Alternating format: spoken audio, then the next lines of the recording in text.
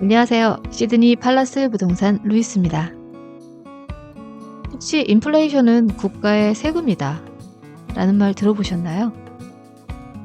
20년 전 호주에서 집을 구매하신 분들은 지금 자산 가치가 몇 배로 증가하면서 남부럽지 않은 자산가가 되신 분들이 많으시죠.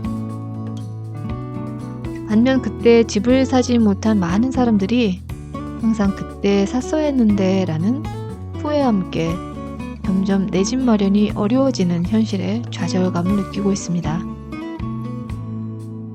이는 단순히 개인의 문제가 아니라 호주 사회 전반에 걸쳐서 갈등을 심화시키고 있습니다.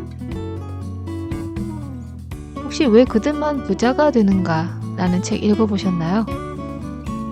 이 책에서 가장 중요한 것은 돈의 흐름을 이해하는 것입니다. 단순히 열심히 일한다고 부자가 되는 것이 아니라 자산을 소유하는 것이 부의 핵심이라고 설명합니다. 이제 많은 사람들이 이 개념을 알게 되었는데 자산을 소유하는 것 자체가 점점 더 힘든 시기에 살고 있습니다. 이 책은 부자들이 월급이 아니라 부동산, 주식, 기업 지분과 같은 자산을 통해서 부를 쌓는다고 말합니다.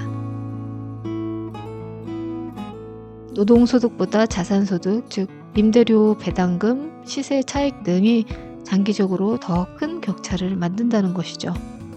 공감하시죠? 부동산, 주식, 기업을 소유한 사람들은 시간이 지날수록 자산 가치를 키우면서 더욱 부유해집니다. 반면 월급만으로 생활하는 사람들은 물가 상승과 임금 정체로 인해서 점점 더 힘들어지고요. 호주도 물가 상승률에 비해서 임금 상승률이 훨씬 낮은 것이 사실입니다.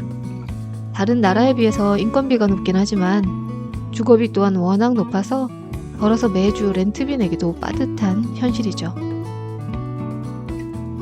정부 정책, 예를 들면 세금과 금융 규제는 부자에게 유리하게 설계되는 경우가 많습니다. 이건 세계 어느 나라나 비슷할 텐데요.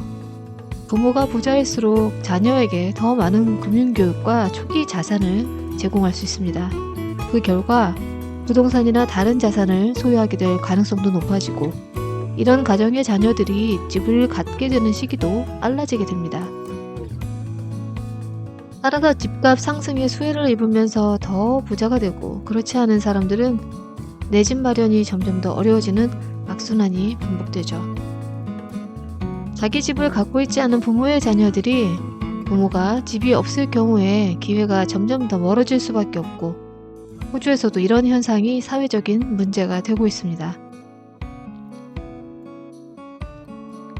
호주는 이민자의 나라지만 큰 부를 대물림하는 계층이 뚜렷하게 존재합니다. 오래전 정착한 초기 이민자들의 후손들이 올드머니라고 불리면서 부동산과 개발 기업을 독점하고 있습니다. Space, they don't know layout, they don't know what the flow of the house will be like, and then sometimes you build the house that they want, and they move in and they go, oh, Yes, that's why. 저의 사무실이 있는 곳은 시드니인데 그 중에서도 중국 사람들이 많은 패스우드라는 지역입니다. 이곳에서도 이와 같은 흐름을 볼 수 있는데요. 패스우드는 원래 중국계 이민자들이 자리 잡은 지역으로 일찍이 부동산을 매입한 사람들은 시간이 지날수록 더욱 부자가 됐습니다.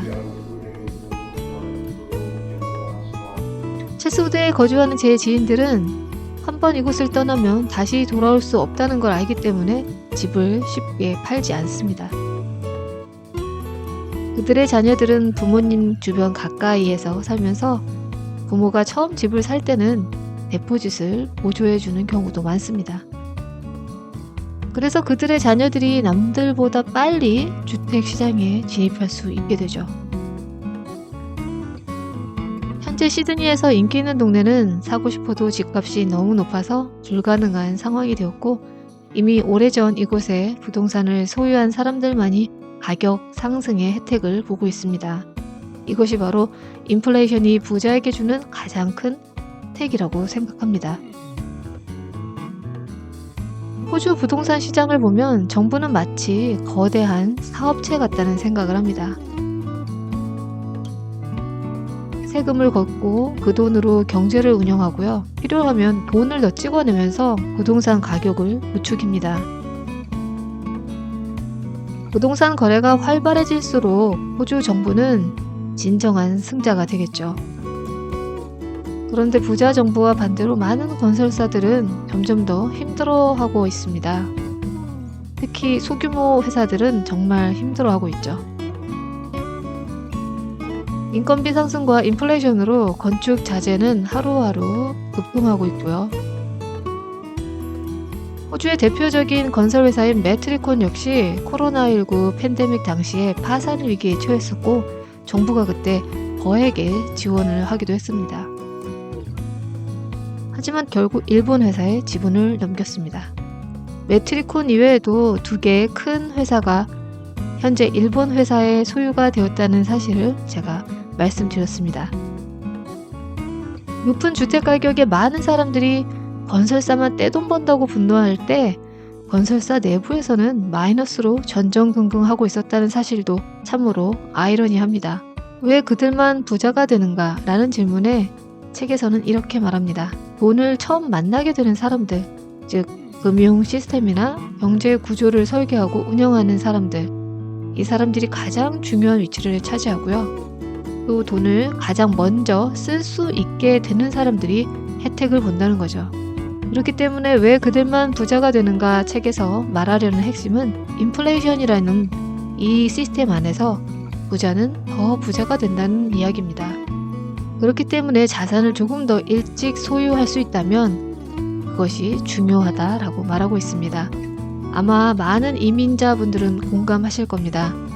처음 이민 와서 가족을 위해 힘든 일 가리지 않고 밤낮 없이 일하셨고 희생하셨고 지금도 낯선 땅에서 정착하는 것이 목표인 많은 이민 1세대들과 달리 이민 2세대들이 언어에서 또 경제적으로도 조금은 더 자유로운 만큼 경제의 흐름이나 돈에 대해서 많은 관심 갖고 살면서 행복하게 살았으면 좋겠다는 것이 우리 모두의 바람입니다.